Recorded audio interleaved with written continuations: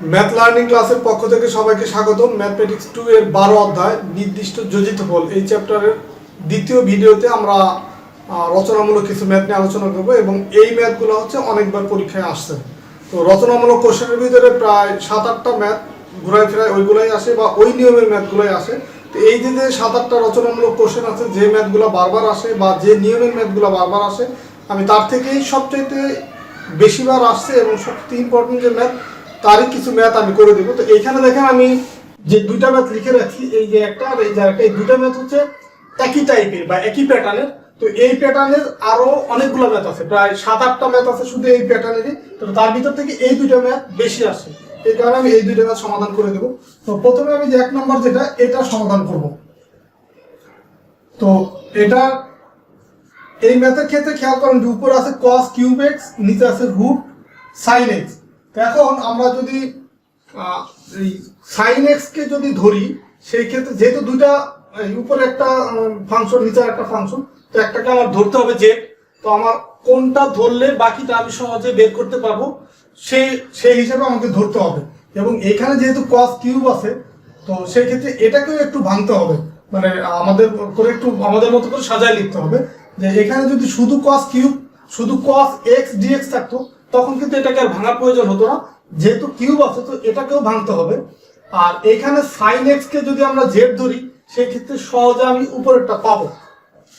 তো উপরেরটা আমি তো কিউব আকারে পাবো না, তো কিউব আকারে যেহেতু পাবো না, তো এই cos কিউব যেটা আছে এটাকে আমাকে একটু ভেঙে লিখতে হবে। তো আমরা ম্যাথটা আগে তুলবো, π/2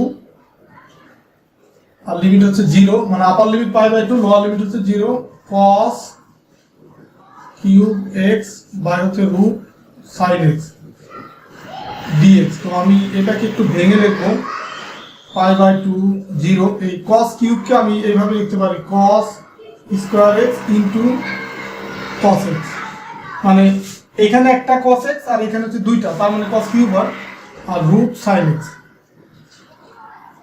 dx। তো এখন এই যে cos স্কয়ার x, এটাকে আবার আমি ভাঙবো, এটাকে আমরা লিখতে পারি 1 মাইনাস সাইন স্কয়ার x। তো এটা কিন্তু আপনারা ম্যাথমেটিক্স 1 এ আপনারা পড়ে আছেন ত্রিকোণমিতি অধ্যায়ে, cos x বাই নিচে থাকবে রুট সাইন x। তো আমি জাস্ট এই যে ভাঙলাম, ভাঙার কারণটা কি? ভাঙার কারণ হচ্ছে আমি যখন সাইন x ইকুয়াল z ধরবো, তখন আমি এইগুলো সহজে আমি বের করতে পারবো। যেমন ধরেন আমি এখানে ধরে নেই যে ধরি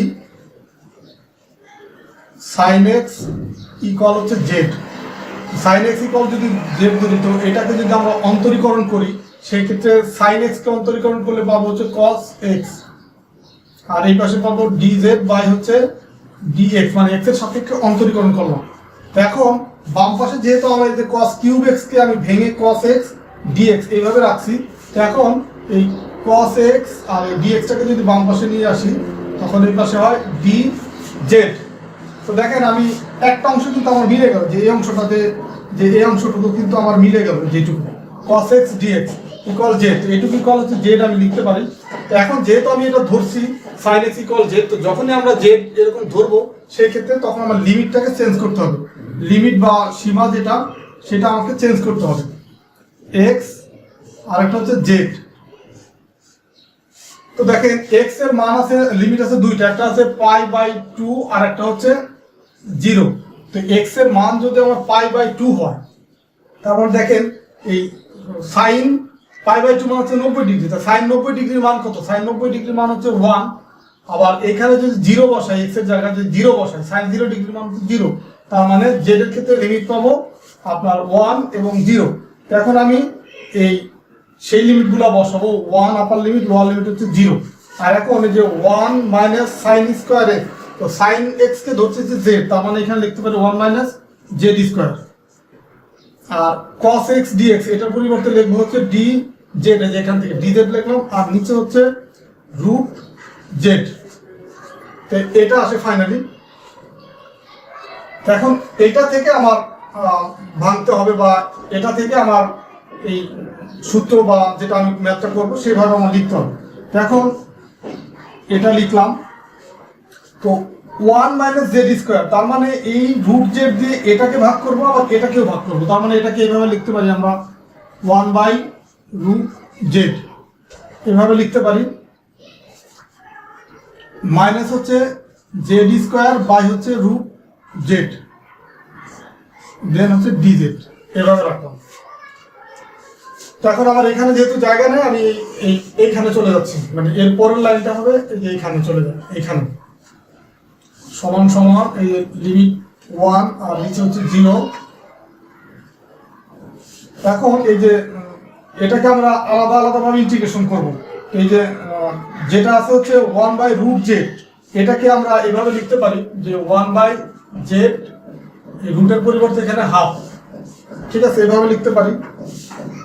আর এই ডান পাশে যেটা, এটাকে আমি একটু ভেঙে লিখি যে জেড স্কোয়ার, এখানে হচ্ছে জেড 1 বাই হাফ, জাস্ট হচ্ছে রুটটাকে আমরা ভেঙে ফেললাম। এখন হচ্ছে এই মাইনাস হাফ, এটা যদি উপরে যায় তাহলে কত হয়, জেড হাফটা উপরে গেলে মাইনাস হাফ হয়। তো এটাকে আমরা ইন্টিগ্রেশনটাকে আমরা আলাদা করে ফেললাম ডিজেড মাইনাস। এখন এটাও যদি এই 2 থেকে যদি আপনার হাফ মাইনাস হয়, এই জেড এখানে আছে 2 বা স্কোয়ার যেটা, তো এখন নিচেরটা যদি উপরে যায় হাফটা, তাহলে কি হয় 2 মাইনাস হাফ হয়, মাইনাস হাফ। ইন্টিগ্রেশন এখানে 1 এখানে 0 ডিজেড, জাস্ট হচ্ছে আমরা আলাদা করে ফেলবো। তো এখন এই যে এটা কি ফর্মুলা হচ্ছে, ফর্মুলাটা আমি এখানে লিখে দিচ্ছি ছোট করে, যে ইন্টিগ্রেশন যদি এরকম থাকে জেড ইন্টিগ্রেশন, সরি জেড না, এখানে আমরা এক্স এন এর যে সূত্র সেটা থেকে লিখতে পারি এক্স এন প্লাস 1 বাই হচ্ছে এন প্লাস 1। এই যে সূত্র, এই সূত্র অনুসারে এখানে আমরা লিখতে পারি Z minus half plus 1 by হচ্ছে মাইনাস হাফ প্লাস 1, এটা লিমিট দিয়ে রাখুন 1 আর 0 মাইনাস। এখানেও দেখেন এই 2 থেকে যদি হাফ মানে যায়, এখানে থাকে কি 3/2 থাকে, তার মানে জেড 3/2। তো জেড 3/2 যদি থাকে, এটাকে ইন্টিগ্রেশন করলে এই যে এই ফর্মুলা অনুসারে জেড 3/2 প্লাস হচ্ছে 1, নিচে হবে 3/2 প্লাস হচ্ছে 1। এখন এটার লিমিট হবে কি 1 আর এই 0। এখন দেখেন এই যে 1 থেকে যদি আমি হাফ মাইনাস করি তখন কি হয়, জেড হাফ হয়, আর এই যে নিচে তাহলে এই হাফ হবে হাফ 1 আর 0 মাইনাস হচ্ছে এখানে 1 এর সাথে যদি এইটাকে যদি আমরা লসাগু করি, এই 3/2 প্লাস 1 এটাকে যদি আমরা লসাগু করি, তো এখানে পাবো হচ্ছে জেড, লসাগু করলে নিচে থাকবে 2 আর এখানে হবে 3 আর এখানে হবে 2, তার মানে 5 হবে। এটা কিন্তু আমি একবার লিখে দিলাম, আর নিচেও 5/2 হবে, লিমিট 1 0। তো এটাকে আমরা এই হাফ যেটা, এটাকে আমরা বাইরে নিয়ে আসবো, যেহেতু এটা নিচে আছে তার মানে 2 উপরে চলে যাবে, আর এখানে হবে এই জেড এর পরিবর্তে আমরা আচ্ছা জেডটা পরে বসাই সেই মানটা, জেড হাফ 1 0। আর এখানেও এটা যেহেতু নিচে আছে, এটা একটা মান, তো এটাকে আমরা বাইরে নিয়ে আসতে পারি, কারণ এখানে তো জেড নাই বা এখানে লিমিট বসানোর কিছু নাই। তো এটা যেহেতু নিচে, তো এটার সাথে যদি গুণ করতে চাই তো 2টা উপরে যাবে, 2/5 হবে, জেড 5/2, এটার লিমিট হবে 1 আর 0। তো দেখেন এখানে আমার নিচে জায়গা নেই, তো এখানে আর অল্প একটু জায়গা লাগবে, তো এই কারণে আমি এখানে এই জায়গাটা একটু ফাঁকা করে নিলাম। এরপরে ধরেন এই যে এইখানে আসবে, তো সমান সমান এই যে 2 এখানে আছে, আর এই জেড এখন আমরা লিমিটটা বসাবো, জেড এর পরিবর্তে যদি 1 বসাই তাহলে 1 এর পাওয়ার হয় 1/2, আর এখানে যদি 0 লিমিটটা বসাই, তো 0 আমরা যদি এখানে বসাই তার পাওয়ার যাই থাকে, এখানে মাইনাস হয়ে যায় 0, মাইনাস হচ্ছে 2/5, জেড এর পরিবর্তে যদি 1 বসাই তাহলে 1 5/2 মাইনাস 0 যদি এখানে জেড এর পরিবর্তে বসাই তো এটাও 0 হয়ে যাবে, মানে 0 পাওয়ার যাই থাক সেটা তো 0ই হবে। এখন আমরা এই 1 এর পাওয়ার যাই থাক সেটা 1ই হবে, তার মানে 2 × 1 মাইনাস হচ্ছে 2/5 ইন্টু এই 1 এর পাওয়ার যাই থাক সেটা 1 হবে, আর 0 যোগ বিয়োগ করলে তো মানের কোনো পরিবর্তন হবে, তার মানে 2 মাইনাস হচ্ছে 2/5। তো এটাকে যদি আমরা ক্যালকুলেশন লসাগু করি 5, আর উপরে আসে 5 × 10 মাইনাস হচ্ছে 2, তার মানে আনসার হয় 8/5। এটাই হচ্ছে আনসার। আশা করি আপনারা এই ম্যাথটা বুঝতে পারছেন। দেখেন এটা ম্যাথটা যদি একটু বড় মনে হচ্ছে, এটা কিন্তু আপনাদেরকে এই ভেঙে ভেঙে দেখাইছি বা বোঝানোর জন্য ভেঙে ভেঙে করাইছি বিদায় ম্যাথটা কিন্তু অনেক বড় হয়ে গেছে। আমি যদি একটু শর্টকাট করে করতাম তখন কিন্তু এই এতদূর যাওয়া লাগতো না, এইটুকুর ভিতরেই কিন্তু হয়ে যেত। যেহেতু আপনাদেরকে বোঝাচ্ছি, তো এই কারণে আমি প্রত্যেকটা লাইন ভেঙে ভেঙে বোঝানোর চেষ্টা করছি। আপনারা যখন এটা শিখে ফেলবেন বা বুঝে যাবেন তখন কিন্তু আপনাদের এত ভেঙে করতে হবে না, আপনারা আরো শর্টকাট করে করলেই হবে, বা কিছু লাইন আপনারা স্কিপ করতে পারবেন বা বাদ দিতে পারবেন। তো আশা করি এই ম্যাথটা আপনারা বুঝতে পারছেন। তো এখন আমরা পরের যে ম্যাথ আছে সেটা করবো, যেখানে 2 নম্বর ম্যাথ, এটাও একই রকম বা কাছাকাছি। এখন আমরা এই ম্যাথটা করবো। তো এই 2 নম্বর যেটা, এটা সমাধান করার ক্ষেত্রে আগেরটার মতো আমরা ম্যাথটা আগে তুলে নেব। π/4 0 cos x into sin cube x dx। তো এটার ক্ষেত্রে আমরা এই cos x কে যদি ধরি সেই ক্ষেত্রে আমরা sin x পাবো, কিন্তু কখনোই কিন্তু কিউব পাবো না। আবার এইখানে আমরা sin x টাকে যদি ধরি তখন ডাইরেক্ট cos x dx পাবো। তো এই কারণে আমরা যখন ধরবো, ধরার সময় আমরা এই sin x ইকুয়াল হচ্ছে z এটা ধরলাম। তা এটাকে যদি আমরা এখন অন্তরীকরণ করি, এই sin x কে অন্তরীকরণ করলে কত হয়, dx cos x হয়, cos x into dz by হচ্ছে dx। এখন এই cos x এর সাথে আমরা এই dx টাকে নিয়ে আসবো, তার মানে cos x dx ইকুয়াল হচ্ছে dz। তো দেখেন যে এখানে cos x আছে, এখানে dx আছে, তো এটার পরিবর্তে আমরা লিখবো কত, dz। তার মানে এখন এই যে সরি, লিমিটটাও তো আমাকে চেঞ্জ করতে হবে।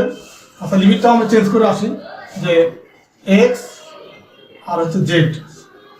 তো x এর মান হচ্ছে π/4 আছে একটা, আর একটা আছে 0। তো যখন আমরা এই sin x এর পরিবর্তে এখানে π/4 বসাবো, মানে sin 45, পাই মানে হচ্ছে 180, তো 180 কে 4 দিয়ে ভাগ করলে হয় 45, তাহলে sin 45 এর মান হচ্ছে 1/√2। আর যখন আমরা 0 বসাবো, তার মানে sin 0 ডিগ্রির মান হচ্ছে 0, তার মানে এখানে আপার লিমিট হবে 1/√2, লোয়ার লিমিট হবে 0। আর এই cos x dx ইকুয়াল হচ্ছে dz, এটা আমরা পরে বসাবো। আর sin কিউব x, তার মানে এখানে sin x ইকুয়াল হচ্ছে z, তো z কিউব হয়, আর এটা হবে dz। তো এখন আমরা যে ফর্মুলাটা জানি, যে ইন্টিগ্রেশন xn dx ইকুয়াল আমরা জানি হচ্ছে xn প্লাস 1 বাই হচ্ছে n প্লাস 1। এই ফর্মুলাটা অ্যাপ্লাই করবো, তার মানে এখানে হবে z 3 প্লাস 1 বাই হচ্ছে 3 প্লাস 1, 1/√2 0। তো এখন এই যে 3 আর 1 যে 4, এটা হচ্ছে নিচে আছে, এবং এটা এখানে তো z নাই, তো মান বসানোর কিছু নাই, তো এটাকে আমরা একবারে বাইরে নিয়ে আসবো। তার মানে হচ্ছে 1/4, এটাকে বাইরে নিয়ে আসলাম। দেন হচ্ছে এখানে থাকলো হচ্ছে z4, 1/√2 0, 1/4। এখন আমরা z এর পরিবর্তে এখানে মান বসাবো হচ্ছে এই 1/√2, এটার পাওয়ার হবে 4। আর 0 যখন এই মাইনাস, যখন এই 0 বসাবো, তো 0 বসালে টোটাল অংশটাই 0 হয়ে যায়, তো এই কারণে একবার এখানে 0 লিখে দিলাম। এখন এইখান থেকে আমরা যে এখানে যাব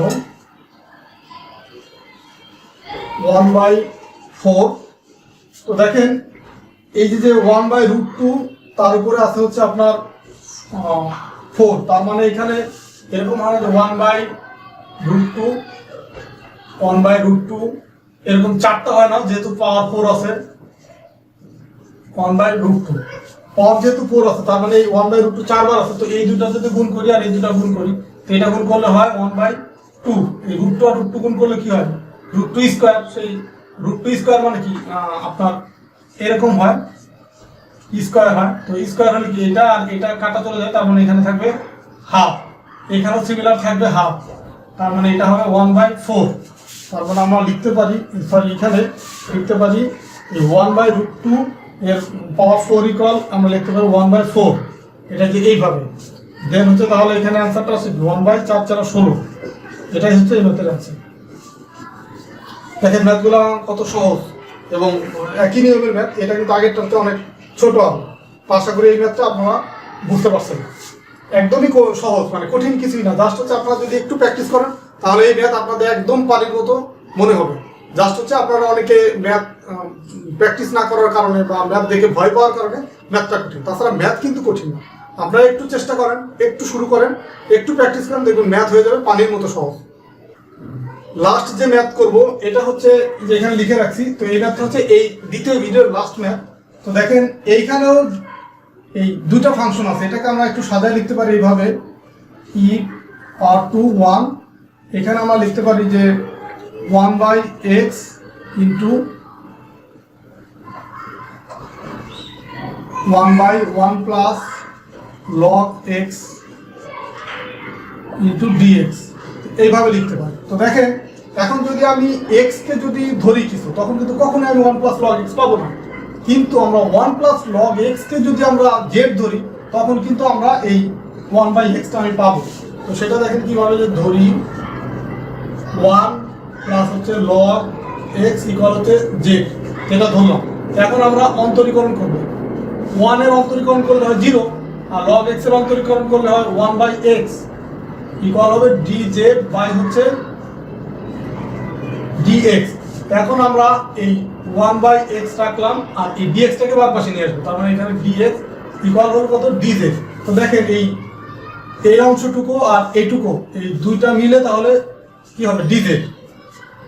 তো এখন আমরা সেটাই লিখবো যে এই 1/1 প্লাস log x, তার মানে এখানে 1 আর নিচে 1 প্লাস log x ইকুয়াল হচ্ছে z, এটা কিন্তু আমরা ধরছি 1 plus log x equal z।